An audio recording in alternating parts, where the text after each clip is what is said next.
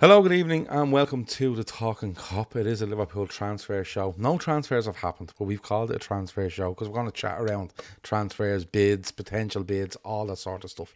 I'm Gav. With me, I have Ashley, I have Kev, and I have Chris, and we're going to be here for the next hour or so. So if you have any transfer stuff that you've heard, read about, throw it in there. We don't mind talking about players. We're just not going to tell you that, look, this is definitely going to happen. Before we get into the football, though, I feel it's important that we mention the awful stuff that went on in Southport yesterday, just outside Liverpool, where I think it's been confirmed 3 young kids have died due to a knife attack, and it's horrendous. And the thoughts of everyone here, everyone on screen here, and everyone to do with the podcast, their thoughts are with everybody involved. The outpouring of emotion, the outpouring of support for the people of Southport and stuff has been exceptional. There is some idiots out there that point score when this sort of things happen, and it's just not on. If your only reaction to this should be, thinking about the people that have been injured, the people that have died, and after that, then everything else doesn't really matter. But I didn't want to start the show without mentioning what had gone on there yesterday. And like I said, our thoughts are with everybody involved there. And look, we wish them all the best. And the people that are in hospital and stuff, we hope that they make a full recovery. And the 3 young kids dying because they went to like a summer camp is just, it's not even, I don't even know how to, you can't even put into words how bad that is. And look, we didn't want to start the show without recognising that before we went on. Kev, I'm going to come to you first. The Endo stuff rumbles on, and I think it's kind of fired up a conversation, to be honest.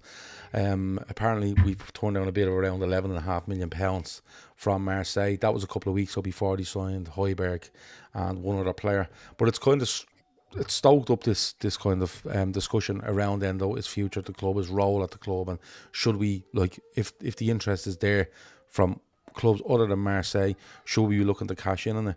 Where do you stand on this? Because we watched the game the other night and we're kind of talking about his limitations in what we're looking to do under Slot.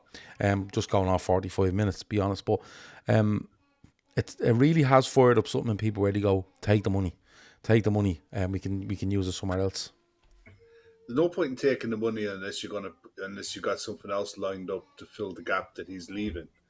I think he played something like nearly 40. He made 40 odd appearances last season, something like that. Yeah.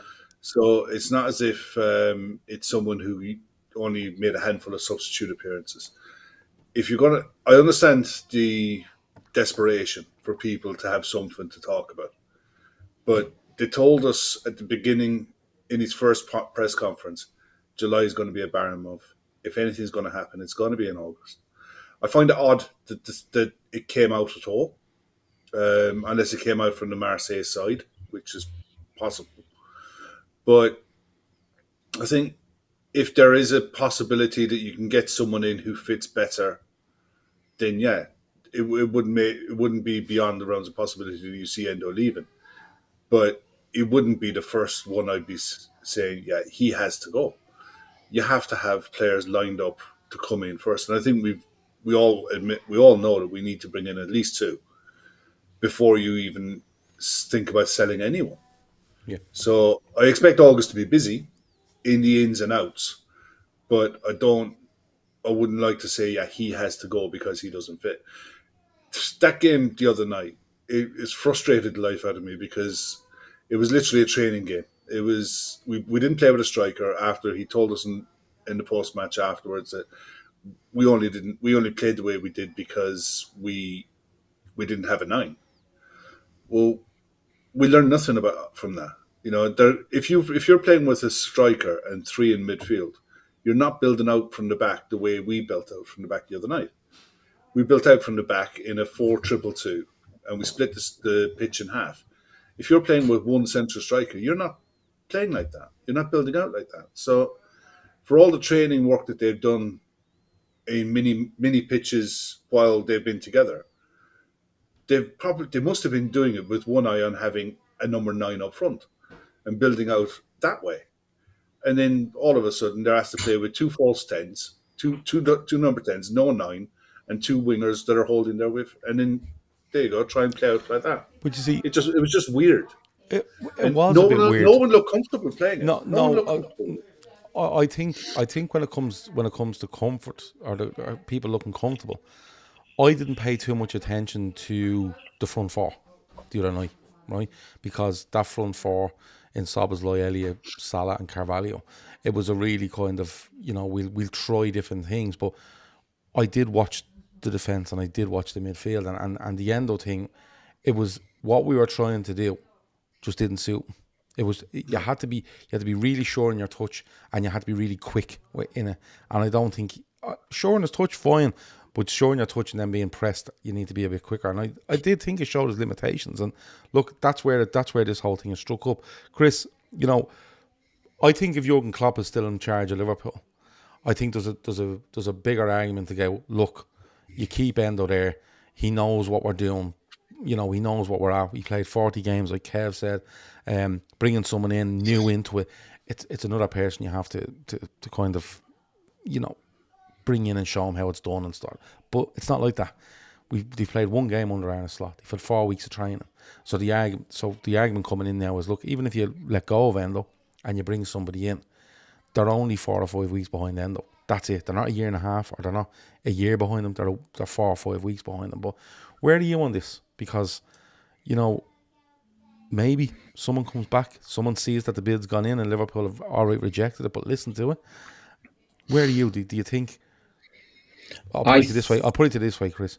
If I said to you, I'm bringing somebody in with his attributes, but is a bit better on the ball, are you willing to make that switch of them? And not even the money's right, because you get 15 million for him, but you have to find someone that's probably going to want okay as a squad player, because I think all of us think that one of the biggest signings this summer will be a designated defensive midfielder, that's their job and they're pivotal to what we want to do. My gut feeling is Endo will go because the bid was a couple of weeks ago and it's been leaked out.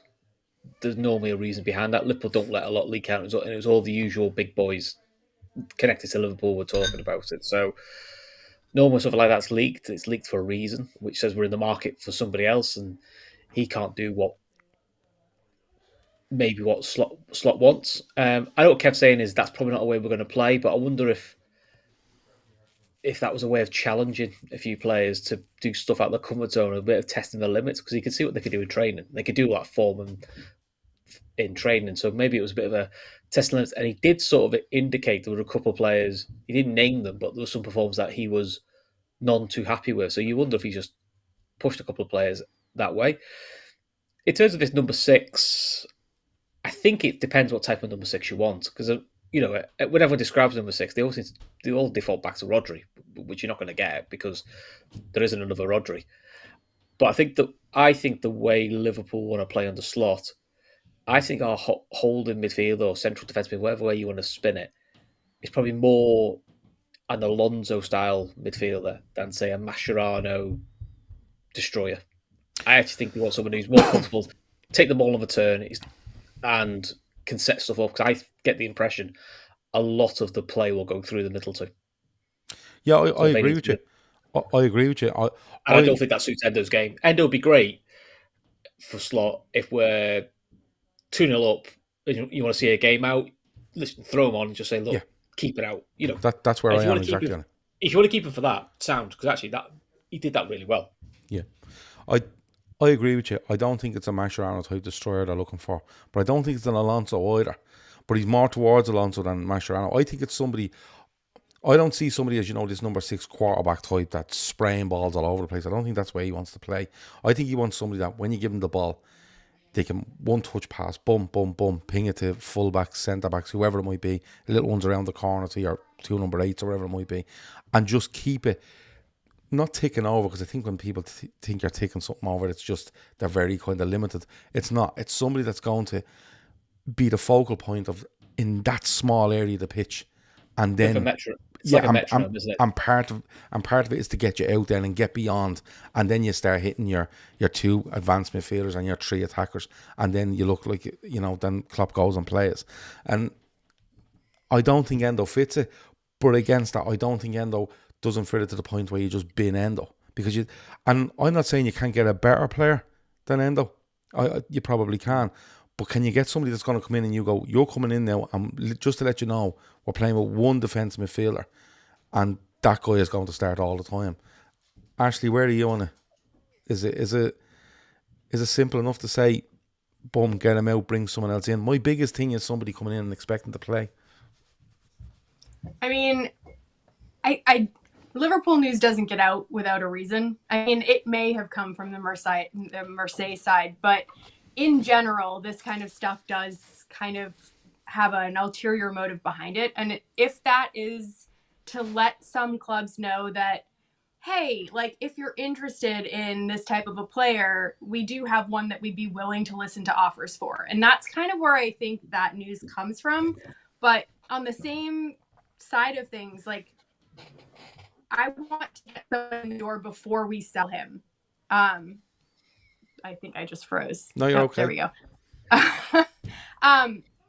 We already kind of have a glaring hole in the six, a little bit, the defensive six. I think everyone that you would interview would say we could use a player there. And I don't know why we would then sell kind of our only guy, saying, oh, hey, the hole is even bigger now. Now we're absolutely desperate. Because we saw what happened last summer when we were desperate looking for a six. We got taken for a ride by, like, everybody. And I don't want a Caicedo or Lavia repeat season.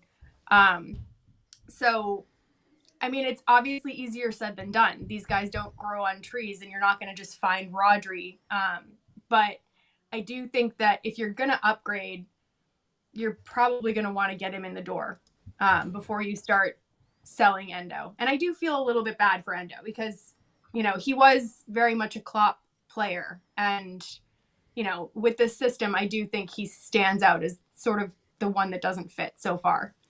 Yeah, I think he did, didn't I? I think he did stand out as one. I'm not saying he can't do a job for me. I'm with Chris where if you're in certain scenarios and certain games and even certain opposition that you play, and you say to yourself, right, you know, we'll be on top for most of this. This guy over here who we signed has played 15 games on the bounce. We can give him a rest. You know, he's been away on international duty. We can give him a rest, whatever it might be. I'm okay with Endo being there. I'm also okay if someone says to me, there's a player that can come in who's has the attributes of Endo, he's a bit better on the ball, and he's willing to be, for all intents and purposes, a squad player. Because, like, how mad would we go, right, if we turn around and we say to ourselves, right, I think we need a midfielder anyway, right? But if we turn around tomorrow and say, right, we're selling Endo and we're bringing this guy in and he has all the Endo attributes and he's a bit better on the ball and that's what we're going to do. We're going to upgrade Endo and that's what we're doing in midfield. Like, that doesn't make any sense at all, does it? No, because we already have him and he didn't cost the earth. He's not earning a massive fortune. I'm just looking at the midfield options we have at the minute. Because one thing that's really interesting, you go on transfermarket.com and the first page, at the top of the page, it's got the squad size. We have a squad size now of 30, right? And the average age of our squad at the minute is 24.7 years of age, right? It's a really, really young squad. And you look at the midfield options that we currently have. You have Wataru Endo, Stefan, you have Tyler Morton, Dominic Szoboszlai, Alexis McAllister, Curtis Jones, Harvey Elliott, Ryan Gravenberch, Bobby Clark, Fabio Carvalho. That's what's listed as the midfield options at the minute. At best, we're only ever going to play with 3. You'll have 2 on the bench all the time. All right. So out of those ones that I've named, you'll use 5 predominantly. So we definitely need 1 added to that for me, because there's names in there that are going to go. There's names that probably are too inexperienced. Wataru Endo, if he stays around and he's his second option, Grant, no problem. You know, he's solid. You can trust him. He can do a job, and you know what he's limited at, so you can play to that. You know, if you use him as a board to play off, then on your head be it. You know, but you need someone who's more comfortable on the ball. And for me, I think the one that's going right under the radar, and he's in the list, is Ryan Gravenberch. I think you look at it, he's got all the physical attributes. He's really comfortable on the ball. He can carry the ball. And he seems to have a decent passing range, and he doesn't mind giving and going. And he's but you have to look at the defensive side of it, Kev. I'm sorry. But you I do, think Kev. then what's the point? Well, you see, I honestly, the we're point not, I don't is, think, I Kev, don't see us playing with a single six But- that's just going to sit there. I don't see the way that that he builds up play and he wants to dominate the ball. yeah. That we're going to play with a six in the But traditional sense. if we You go need a back last, football. if we go back last season, right? And We're I not said going to back you, to last season. but if I said to you, forget. Well, I tell you what then, forget the game the other night. If I said to you, I'll tell you what we should do. We should put Gravenberch in as our six going into next season. Yeah. You're not agreeing with that, Is Kev. what- I would have him as one because if you're going to play with three in midfield, Yeah. you're not having one sitting. We're just not. We won't be playing like that. So We won't be playing like that. So you think our three in midfield I will think move you're as a gonna unit have, up the pitch? No, I think you're going to have two in midfield. I think you're what you saw last night off the ball in 4-4-2 is I think what we're going to play. But you see, Off I the think, ball, we're going to play in a 4-4-2. We're But going to I have two think- in the I think the city, two- two in the middle of the park, Yeah. and two strikers in front, and two narrow midfielders. okay. I think you're going to have a partnership in the middle of the park. Alexis McAllister will be one. So so what you're saying is you're going to have two in midfield, you're going to have two up That's the front. way Is it's that going what to you work. said to me? Yeah. I think when you're off the ball, it'll be 4-4-2. Okay, yeah. But what I'm saying is that when you look at that, and I appreciate you played two. You played two in deep in midfield the other night. But I think a lot of that might have been.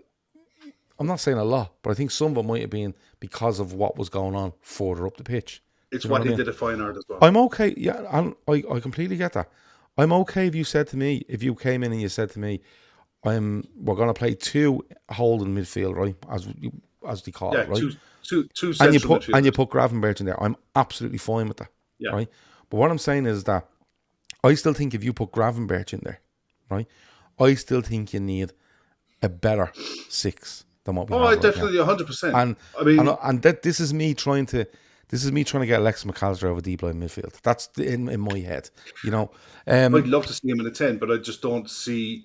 I think the way he did it with your man Stings at Fine Art last season, where he played him as a 10 or a second striker, but off the ball he became like you could see it plain as day in any highlight package you want to watch with Fine Art. Yeah, Off the ball, it was literally military 4-4-2, yeah, and Salah will be Salah and whoever plays on the 9 will be the two strikers.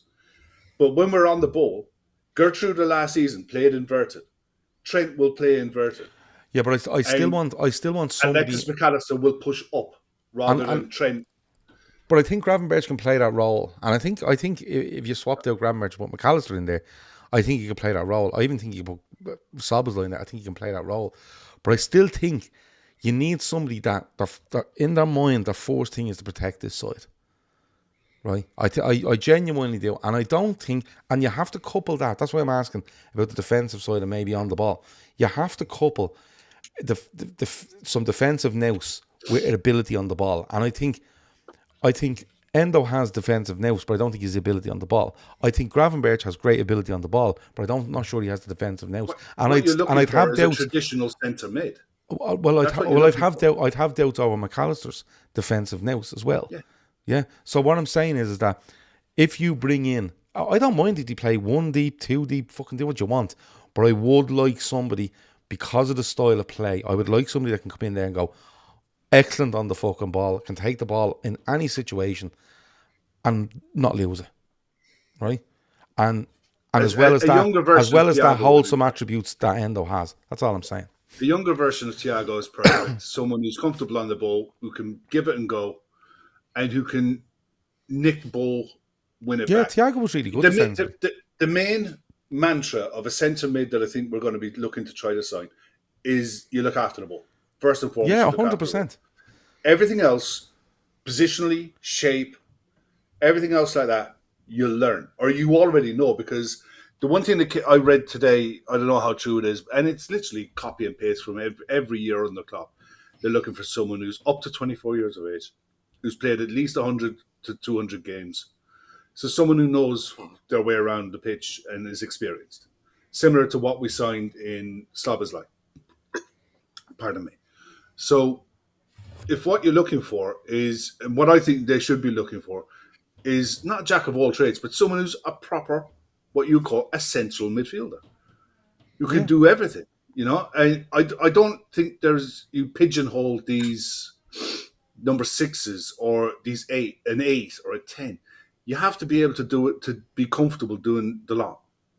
You have to be a traditional, normal centre midfielder. And maybe in a 2 you have to be able to do the lot, because it's you have to go back and you have to go forward and stuff like that. I just think I'm okay if you play 2 and you put one whoever you want in there, but I just want somebody in there that not that forced hot, but they're always alert to defensive and making sure they protect the team. Jono says, it annoys me that the club keep putting out that there isn't an upgrade on Endo. I haven't seen the club say that, to be honest, in the market, when there is. And if the scouts can't find anyone, then they should be in their jobs. I'll go back to it again, Jono. Like, we all believe Liverpool should sign some players.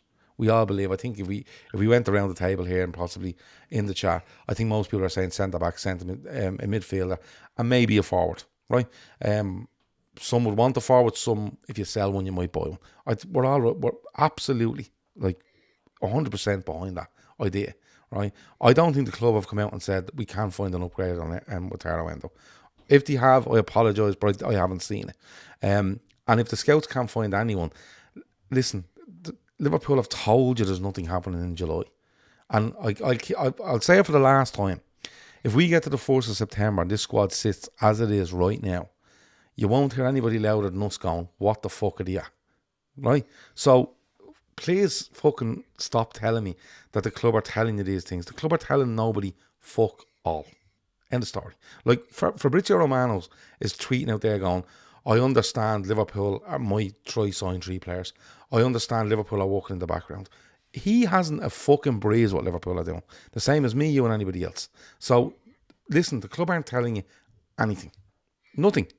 But they have told you that July will be quiet. They will look in the August, and they will look in the August, and they will sign players. Because Arne Slot, I think, looked at that the other night and went, I've a lot of players to come back, but there's 1 or 2 here that may be on the fringes, and they're not good enough, and he'll move them on. That's what'll happen. But he's not going to do it. He's not going to do it right now. He'll do it. They're well within their time to do it. I understand people saying we should have had them in before America and stuff like that. Doesn't always work like that. But they do need to sign players, and they will sign players. They will sign players. And all this, I've seen this today as well. Stuff like, Liverpool don't feel like they can find upgrades in the market. Here's my point of view on this. Liverpool aren't going to turn around and go, yeah, do you know what? These 5 players are shy. We need to upgrade them. So they're never going to say that, right? Simply because, A, the player is at the club. B, right, when they go to try sell the player, right, teams are going to go, we'll give you next to fuck off for him because we know you think he's shy. Do you know what I mean? And it's just, they're not going to come out and say negative things about their squad. They're just not. They might say, yeah, we're looking at a couple of players, which they have. We're looking at a couple of positions, which they have. But they're never going to come out and say, oh, we can't find an upgrade on that player. We can't find an upgrade. The reason they're saying things like upgrades and things like that is because they're telling everybody else in the world, we really value the players we have. So if you want them and you come and get them, we're getting the best fucking price we can. Right? But Liverpool will make signings. They will absolutely make signings. But it's not gonna happen in July. But July is nearly over. So hey, come on, let's go August. The other one. First of August, they all land. Yeah, everyone just lands in on the 1st of August. New contracts. Everyone they find the keys off the access so they can let people in and stuff like that. It's going to be fantastic when the 4th of August comes. Andy says, do we have anyone with look in the August now, Gav? Yeah, you've picked up on the word now, so I've used. Fair play to you, Andy. Chris, the other one is Sepp van den Berg. Apparently PSV have put in a bid. I'm going to say £10 million, but that could be euros, right? I'm hold my hands up. I'm not too sure what currency it is. I think one of you said to me before we come on talk is Southampton may be interested. Again, but Paul Gosser said Southampton are looking at him. Okay. So. Let me see. Gav, we've heard Jono's back. Gav, we've heard all these excuses. Where's he gone? We've heard all these excuses before. We get fed up. The same nonsense every window. It's rinse and repeat. John, I'll go back and look at the amount of players we signed last summer. And I guarantee you the word upgrade was probably used before we went and signed these players. So relax. Sit down and I relax, also- Jono. No, Jono, Jono does this every fucking show we come on, right? And honestly, you're making stuff up in your head. Go back and look at the amount of players Liverpool have signed. Last window, the summer before. I think it might have been 2019, where we make Harvey Elliott and Adrian and someone else, and we go and win the title. Yeah. And then we bring in Thiago and we bring in Jota the year after that, and then Kanate arrives in after that. We've made loads of fucking signings. People just forget about them. People just go, haven't signed anyone. Same excuses, rinse and repeat. We don't do anything. Liverpool need to make signings, right? Yeah. They know they need to make signings. They've been open about it. It might be too many people get hung up on what these aggregator sites say, and it's been shown so many times that you read the quote from the aggregator and you find the article, it's completely out of context, and it's not even right. But forget the article for a minute, right? All this stuff. Listen, if I told you, right, that if I owed you money and I said to you, listen, I won't have a fee in July, but I'll have a fee in August. Why the fuck would you be banging on me door in the middle of July going, where's my money? You've been told where it is. You've been told when you're going to get it. Liverpool aren't sitting there going, no, we're grand. We can't find an upgrade on any player in the squad, because they're not fucking idiots. They aren't idiots. The performance at the back end of last season, the injuries, the injury records of some, tells you Liverpool need players. But they've just told us it's not going to happen in July. It's just told you. Like, what more do you want? But also this thing which people don't like, the word opportunistic. I also think the opportunistic bit is, I think Kev's talked about this in a previous show, is when does the panic set in? Because there are certain clubs, and there will be clubs that are going, I need to get one out the door so I can get 3 in. And how long do you hold your nerve? It's just like playing poker. Who blinks first? So let's see what happens. I've no doubt Liverpool have a list of who they're looking at, and they've obviously got a trigger point for when they'll go for one of them. Yeah. Jeff says, we won the Champions League in the summer after we signed Van der Berg and Adrian. Well, let me ask you this, Jeff. Would you prefer it if we signed 6 players and didn't win the league title the season after? That's the only question I have for you. Would you prefer if you could sit here and go, yeah, tell you what, do you know what we done in the summer of 2019? We signed 7 players. They were fucking brilliant, but we didn't win a league title. And honestly, we're always making fucking signings. Always making signings. Always. You might agree with them, you might not, but that's not your fucking job. Your job is to support the team. The people that are employed by Liverpool make those decisions, and you can kick and scream about them as much as you want. We do, and we will come the 1st September if a certain number of players don't come in, right? But you've literally been told it's not going to happen in July. You've literally been told that. So why are we still kicking around in July going, what's going on? Like, why? Like, honestly, can anybody answer me? Can anybody answer me why we are just kicking around in July going, I don't give a fuck. They'd have been better off at this stage saying nothing to anybody, because they've been honest about it and they're still getting hammered over it. If they'd have said nothing, they'd have been still getting this level of abuse, but said nothing without any evidence. It'd have been better for you giving out for them to have said nothing, because then you'd have more credence to what you're saying. You know, European champions, and we sign Adrian. We won the fucking title the following year. The thing we've been all banging on about since 1990. We went and won the fucking thing. And again, we go back to, we only signed them in 2019. That's 5 years ago. It's 5 fucking years ago. I'd understand it more if it was the following seasons. You kept not signing people, then you get annoyed. The something that ever annoyed me with Liverpool was the season after they won the league, where they left themselves open with a centre-back short as a club. They left themselves open. There was a massive gaping hole. The year they won the title, yes, we may have liked the odd one or two, but we weren't looking at that squad going, God, there's loads of issues here. You're fairly comfortable with that squad. Whereas after they won the title, you were looking at that squad going, that looks a centre-back light. And everyone was saying it looked a centre-back light. Like 2 years ago, we said, the midfield looks tired. We probably need to do better. Jeff says Adrian didn't contribute. Adrian was in goal when we won the fucking Super Cup. Adrian was there at the start of 1920 when we won 8 of our first 9. Like, honestly, I really listen. I mean, Jeff, I honestly think Jeff might be winding me up. So fair play to you if you are winding me up, because you have, right? But again, honestly, you've been told what's going on, right? And people saying, oh, like, oh, you're just making excuses. I'm not making, why the fuck would I make excuses? I'm a fucking idiot on a podcast. I don't have any say in what Liverpool do. But I've said it from the start. If Liverpool want to progress, they probably need to make a couple of signings. They've said it won't be in July. So tomorrow, the next day is the 1st of August. Let's see what happens. But they are going to make them. And if the 1st of September comes, when it comes, if they haven't made it, we can all sit here and go, you know what, they haven't done enough. And we will do. But there's no point in fucking doing it now. There's just not. Because we're not even into the 1st of August yet. We really aren't. Well, back to Van den Berg though. Chris, I'll let you go and then I'll let Ashley in. When you look at Van den Berg, I thought he was really good the other night. Don't get me wrong. I think he's had a really good season at Mainz. I think he had a really good season at Preston the season before, playing wing back amazingly. And you look at our centre backs, and you look at Van Dijk, you look at Konate, Kwanzaa, Gomez.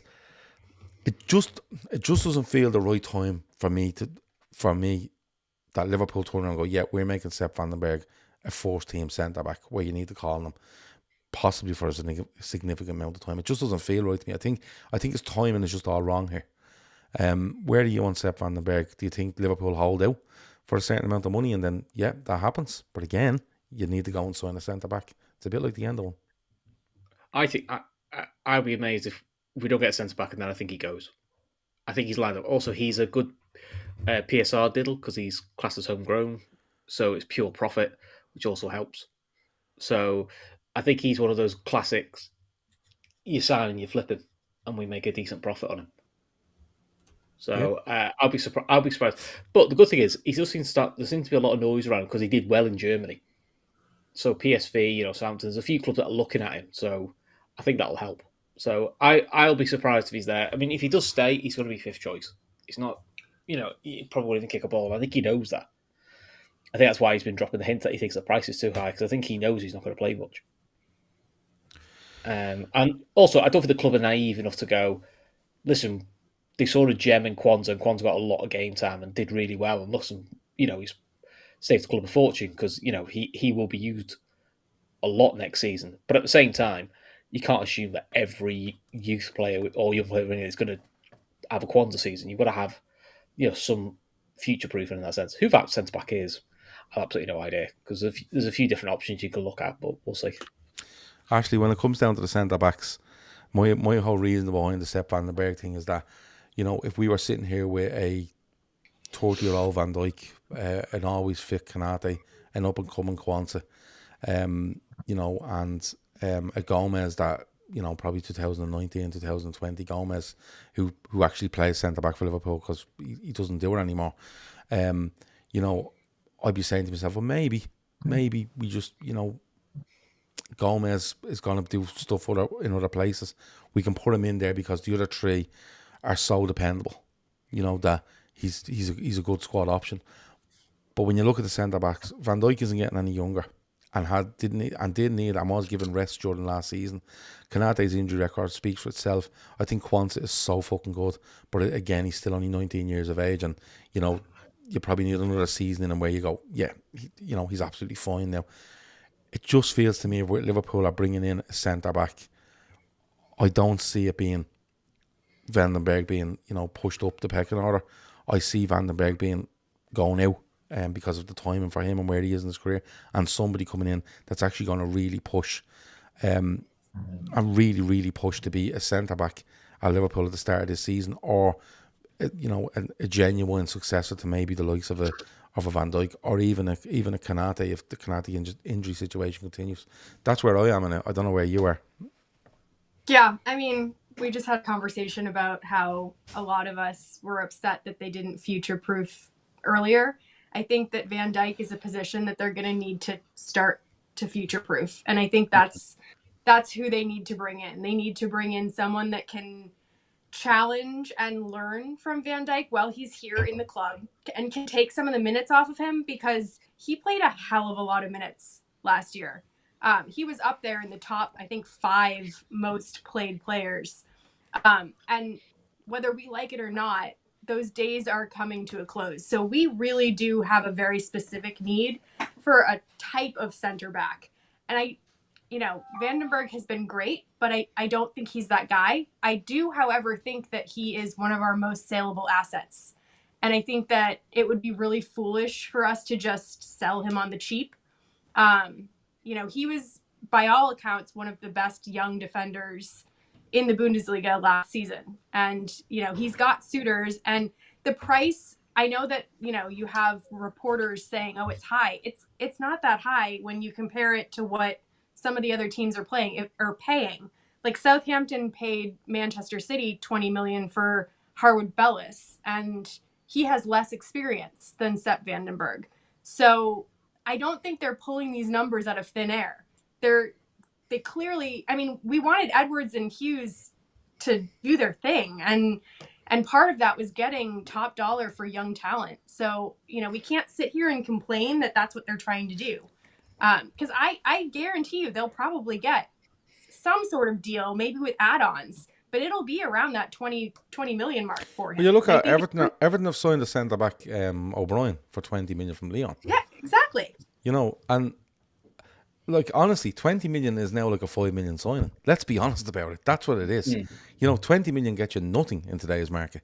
And it's not. I'm not too sure how many years Vandenberg has left on his deal.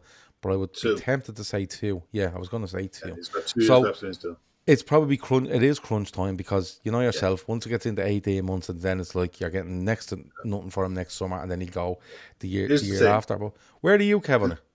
The thing is with Sepp, he's got 2 years left in his deal. I think it's probably agreed he's going to go somewhere once the tour is finished. We're missing, 10 players. I know some people have joined the squad this week, but they're not going to be playing games. So, and we have to fulfill the fixtures that we've arranged on this tour. So it made sense to keep the squad together, get the tour done and dusted, get everyone back to Liverpool, and then you'll see players exiting, probably a fair few.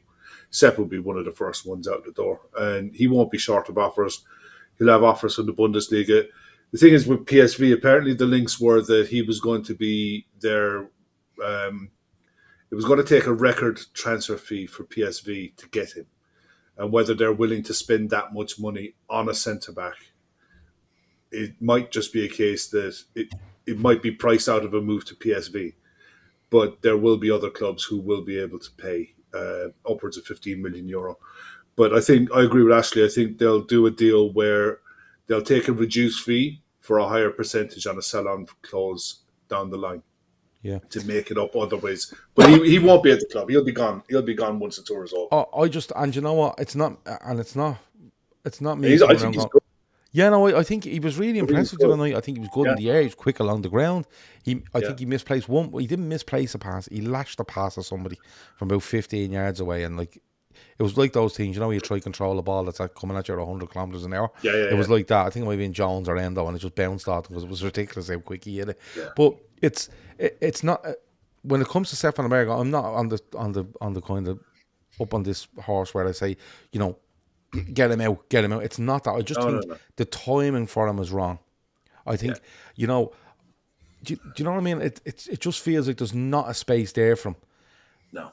If Gerald Kwanzaa wasn't there and Sepp Vandenberg was your centre back to develop, and you had 4 other while still bringing in another one, then you keep him and you develop him, because at 22 years of age, with all of the physical attributes that he has, the pace that he's got, the ability on the ball that he has, because he's comfortable on the ball, you keep him around and you develop him. But the fact is, Gerald Kwanzaa is there, and Gerald Kwanzaa is head and shoulders above him, and virtually most young centre backs of his age group, he's head and shoulders above most of them.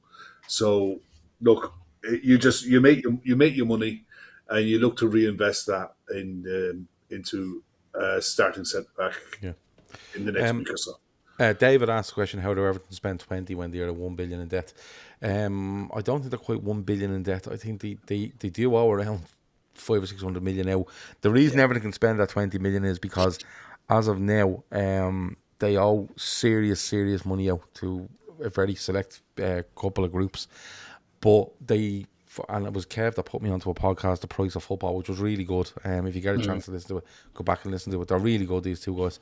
But what they're basically saying is that if Everton sell a couple of players, they can use a fairly high percentage of that to bring in players, but they literally only have so much money to keep them going for a certain amount of time. They do need a buyer. So by selling Onana for 50 and bringing this guy in for 20, you may see them spend another 15 of that 50, but then the rest might be just put aside for a rainy day, I suppose, because the rainy day looks like it's coming down the road. They need somebody to take over that club and sort out the issues with own large amounts of money to different companies and different lenders and stuff like that. That's where they are on that. I've seen this stuff now. Liverpool are the only team in the world now that hasn't signed somebody in during this summer. Even Runcorn have signed someone. Yeah, Runcorn have signed somebody today, making an absolute laugh at Liverpool. But again, it's still only the 30th of July. But when you're looking at this transfer window, nothing has anything kind of grabbed your eye where you went, yes, that's a fucking, they're making real moves. Like, Ashley, is there anybody there where you think they're making real moves? I think a couple of them have made good signings. I think Archie Gray to Spurs is a good signing. I think Xerxes to United is a good signing as well. And then you look, Calafiori, I know nothing of him bar the World Cup, but he looked really good going to Arsenal. But there's, Villa have done quite a bit, but you're kind of going, yeah, they're stacking numbers a little bit there, and they've probably lost their best midfielder.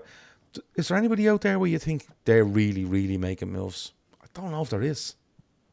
I mean, the teams that are making moves are the teams that have to make moves. Like, United have no choice but to bring people in.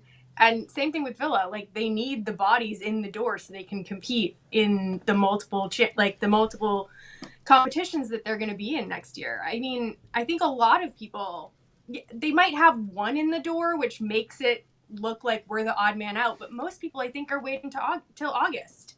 I think a lot of teams are actually doing very similar things to us, where they're waiting for people to come back, they're assessing their teams, and then they're waiting for kind of market opportunities. And we're being highlighted as the odd ones out, unfortunately, but we're also the ones that create the most clickbait. But I don't think what we're doing is unique. I think it's just, we're easy to poke at, especially with this whole new structure and new era. I think everyone's kind of waiting for what is the next version of Liverpool and who's going to be the first name in through the door. So it's easy to point at us, but no one is really making big moves. Like, I think there are a few good players coming in, but nothing that's like, wow, that's going to light the league on fire. Smith Rowe to Fulham. Is that finalised? I know Fulham. No, it's not quite done yet. I think he was doing his medical today. Yeah, so there was Fulham and somebody else after him. They both put bids in. Was it West Ham? No? I always say West Ham. Anytime the transfer comes in, and I'm not too sure, I just blurt out West Ham. I don't know why. But I think West Ham are after Wan-Bissaka, aren't they? Yeah, and United are looking after... Can someone tell me, this guy that United are signing, or potentially signing off Bayern, the right back, who was he linked to and on the verge of going to and then didn't? I think he was on the verge of going to West Ham. Yes, West Ham, of course it's West Ham. But I think West Ham pulled the plug, or not West Ham pulled the plug. I think there was a sniff around that Manchester United wanted him. And he had his eyes on, right? Okay. I watched him for Bayern, and he's decent. He's a decent fullback, but at the end of the day, Bayern reverted to using Joshua Kimmich at right back. And no, I think he's a functional right back. He's a decent player. He's not going to set the world alight, but I don't think they're talking about huge fees for him either. So he'll do a job. Yeah, and he'll add to the squad. He'll add a bit of depth to it. Yeah, and you'll probably see Wan-Bissaka leave. I think the talk is that Wan-Bissaka will leave, and did you say West Ham are in for him as well? It's always just West Ham, I'm telling you. West Ham got Kilman. Yes, good signing. That's a good signing. Yeah, Dan J feels Villa are weaker right now. I'd say United are the only team in the top half that looks like they're improving on paper, but that doesn't really mean anything. I don't know anything of Euro. I don't know anything of him. I'd be interested to see what Arsenal do with Calafiori. Do they go and put him at a left back and think kind of do that's this the plan, four, isn't it? Yeah, I four think that'll centre be backs nailed thing on. because the other fella just reads There was an somebody interesting else's one thing. that came out. There was an interesting one that came tonight from the Bundesliga that your club again, West Ham. Yeah. West Ham are looking at Nicholas Fulkrug to come in Oh, yes. The big lad. the big lad, and the thing apparently, late last week, Borussia Dortmund signed Guirassy, I think from Frankfurt, but it might open the door for Fulkrug to be allowed to leave. And if West Ham can get Nicholas Fulkrug in the door at 31 years of age, it doesn't matter. He could be an absolute revelation in this league for a club like West Ham. Yeah. Even with Lopetegui as our manager, he'd be a proper focal point. Yeah, he looks a handful. He really does. He'd be really good. Let me see. Arsenal are linked with Sane also. Sane off Burn. He's never fit. Don't get it. No, it's not that I don't get it. I think he was outstanding at the left hand side. He was one that really disappointed me at the Euros. He's the sort of player I really like to watch, and then I just thought, what's going on with him? And I don't get him on the right. I think left hand side is left where hand side you be. have to use it. David said there's rumours Euro was out for a couple of months. Well, that's down to the pitches they were playing on. Which again, it's just honestly, if the Liverpool player goes down in the next 2 games, right, and is out for a couple of months because of a pitch, I will lose me fucking mind.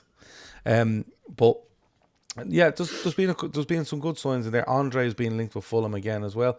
Gosh, there was loads looking at Andre, wasn't there? And then that kind of went very quiet, and they're in their off season and stuff.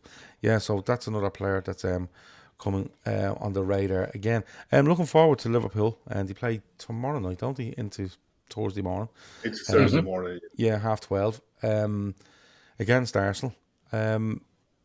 Chris, where are you on this one? Because I watched from your sins now. I watched Arsenal and Manchester United the other night, and it was interesting watching Arsenal. There was a different kind of way they were playing.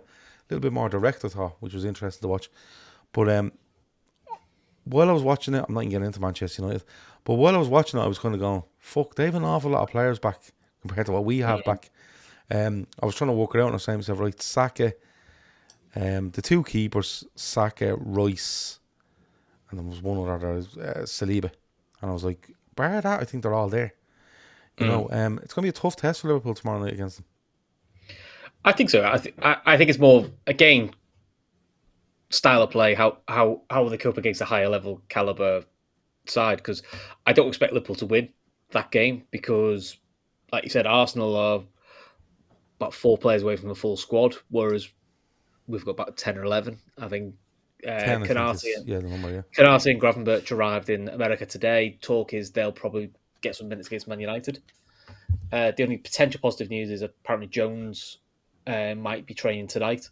If he is, they reckon he'll be fine for getting minutes. So whatever he went off with can't be serious because they're talking of him training tonight. So I'm just intrigued to see what they do, because the one thing Arsenal have got is raw pace, and I'm intrigued to see how the way we want to pass around at the back, how that works against a team that press high and press with pace. But I'm intrigued. It's all still quite new. It's a while since it's like 9 years since we've had a new manager, so it's difficult to watch a game, to be honest. Seeing I missed the last one, I fell asleep. Yeah, it's interesting now. I'm just waiting to see the pitch. Like Brian says, God, would you not fly over to America and show them how to lay grass properly? Just put the fucking grass down like more than 3 days before the match, and stop putting it in stadiums that can't hold a football pitch. Just stop doing it. They have to have stadiums in America that has a ground that's big enough to put 105 metres by 70 metres or whatever it is. They have to be. Just simply has to have. But they refuse to do so. They just keep coming in and going, listen, lay it over that American football pitch. What about the edges? Yeah, just put an extra bit on the edges. It doesn't matter if it's at a different level to the pitch. It doesn't matter if it's a different colour. Fuck it, just throw it down. Will you be gone in a couple of hours? Isn't the World Cup there next year? Yeah. Like, I don't know what the fuck they're doing. Do you know what I mean? Oh, like they're literally going to come in and go, yeah, they're the pitches. They're really narrow. Yeah, but look, it doesn't matter. It's the World Cup. We'll all have to crack. But we'll see how it gets on. But yeah, I'm when I'm looking at this game tomorrow, I'd love to see Jota in the team just to see what style we might go with if we have a 9 up front. That's where I am on that. I'd fully expect Arsenal to win the game tomorrow. with the amount of players they have compared to what we have. But again, I'm not bothered by the result. I want to see players going out, trying to do what we're doing, get some minutes in the legs, and get away from that pitch. That's going to be horrendous, and not be injured. That's where I am on it. Like, people make way too much over results. Like honestly, Arsenal beat United the other night, and then they lost on penalties. Arsenal did, which is like, there you go. That's pre-season. You know what I mean? Arsenal were knocked out on penalties the other night, even though they won 2-1. I mean, So City have lost all their games in America so far, both of them, but we all expect City will still be in the title race.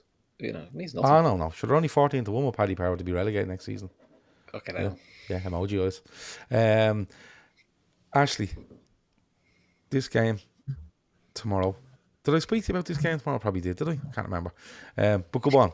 No, not yet. Right, this game tomorrow. Minutes in the legs, fitness, don't get injured, and if we win on penalties, it'll be a bonus. What do you reckon?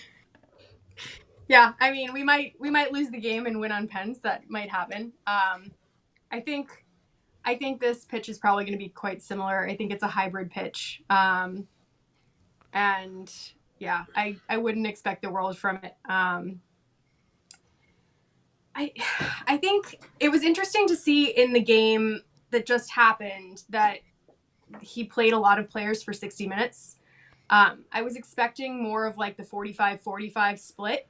So I wonder if that's going to be more of the same, or if he's going to increase those times a little bit, because it feels a little bit early to be doing that. But I don't know what his system is. So I think that'll be one thing to watch is how long the players get. And I do want to see how much of that tactical layout was about the players he had available. I want to see what that looks like with a 9. I want to see if we get crosses in the box, because that's such a big part of our game in the past. And I don't think there were, maybe I could count on one hand how many crosses there were into the box in that last game. So I want to see if that is something that he's going to incorporate. I do think we're probably going to get beaten quite heavily if I had to put my cards on the table. But it's just about seeing if the patterns of play are the same, and if we learn from that. What can we learn against more difficult opposition? Because like Betis was great, but Arsenal is a whole different kettle of fish. Yeah, they are, like, and in fairness, they brought on some youngsters the other night, which were quite impressive as well. I'll tell you something. Martinelli come on the other night, and he was like a fucking steam train going up and down the wing. Now, in fairness, he was playing against a very, very young fullback for Manchester United, but he tortured them in the second half. You know, and it wasn't outrageous skill. It's just the small little body movements and then the burst, the pace, and you just can't live with them. And you know what? I look at Arsenal, and you know what Arteta's going to do. He's going to come out full bleeding. You know, he probably thinks he's getting a cup for this, so he's going to come out all guns blazing, and fair play to him. Kev, Yeah, mate. minutes, fitness, and get out the gap without any injuries. God willing. Yeah, that'll do the job to find us. I'm just looking at some of the videos here from they've trained on the pitch, and there's a video there of Dominic Szoboszlai standing in front of this water jet that they're trying to let water down the pitch, and I'd say it's just non-stop. It'll be just. I want to see what it'll be like when our defence is shaped, because we will get a proper workout. Yeah, you know, Arsenal will give us a proper examination, and it'll be good to see how some players stand up to it, how disciplined they are in the shape. It's because it is a new shape off the ball that they're having to learn different ways of being in the right place and tracking runners in a certain way. They've been used to defending in a 4-4-1-1 for so many years. That defending with just 2 centre mids, 2 strikers, and a narrow shape, it is different, and it asks different questions of us off the ball, and we will definitely get asked questions. I don't care about the result. No injuries, a proper test, and see how they come out of it. That's all you can ask for. Yeah, but it is pre-season. Yeah, you know, Ashley just put it in the comments there. 89 degrees tomorrow in Philadelphia, and that's going to be hot. You know, what's that? That's about 30 degrees Celsius. Is it? It's just under 30 degrees Celsius. Yeah, And I'd imagine there wouldn't be a puff of breeze there either. Yeah, okay. There might be rain. Oh, lovely, a bit of rain. Sure, then you won't have to Oh, walk. nice But the only thing I'm demanding is that the two guys that were running around with the steel buckets filling in potholes on the pitch today are kept on, and are in it's Philadelphia tomorrow, isn't it? Is it Lincoln Field we're playing on? Is that City of Brotherly Love? Yeah. Okay. Yeah, I think it's called infield, and the grass is definitely going to be longer, so it'll probably the ball's going to move differently. It's not that short grass that's worse. that you guys have over there. Yeah. It'll be slow. Yeah, but look, it is slow. It's going to be worse. It is what it is. 25 degrees Celsius in Dublin tomorrow, says Archie. I hope you're right, because every time someone tells me it's nice in Dublin tomorrow, I wake up and it's pissing rain. So unless it's just really hot, but it's just raining. Just steam across Dublin. It's fucking, it's mad. It's just it's mad. Meant to be nice tomorrow. We're here Tomorrow's yesterday. We meant to woke be up and we're like, what's it like? Oh yeah, it's not bad. Then it just lashed rain, and then it was like beautiful out yesterday evening. You know, the day is just over and there's no time to do it, and the sun comes out. There you go. Red Steve has put in a comment there. I can't remember the screen, but it's absolutely fantastic. Fair play to you.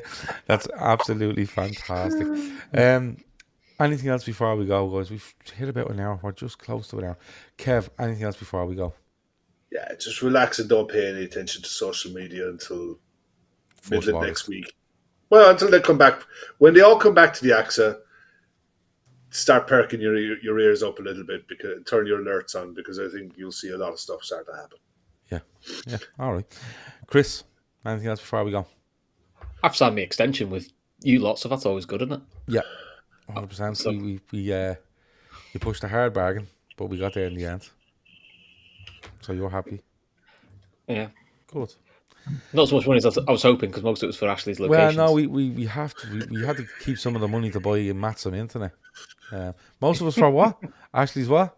Locations. Every time we see she's in another location. Yeah, that's a career. Yeah. If she buys one more location, we just don't have the money, you know. We have to go somewhere else. And we have to keep some money back for Matt's Get those internet. membership fees up, like, lads. Matt is literally sitting in the prairies in Canada right now, winding a fucking wheel up. We are building Matt a satellite. It's horrendous what's going on at the minute. He's losing his hair and everything due to it. It's fantastic. Yeah, Ashley, anything else before we go? Would you like to get another dig back at Chris there before we do? No. We'll finish on a friendly note. Okay. For now, I can feel that kind of. No, I can feel that. From Ashley. We'll finish on a friendly note for now. I get that prick. Don't worry about it. Plenty of time. And I'll work on one. Yeah. I guess in the middle of November we're doing a post-match reaction. It'll then drop. I'll be like, yeah, fuck off, you prick. It'll be something along them lines. And I'm all for it. I'm all absolutely all for it. Absolutely.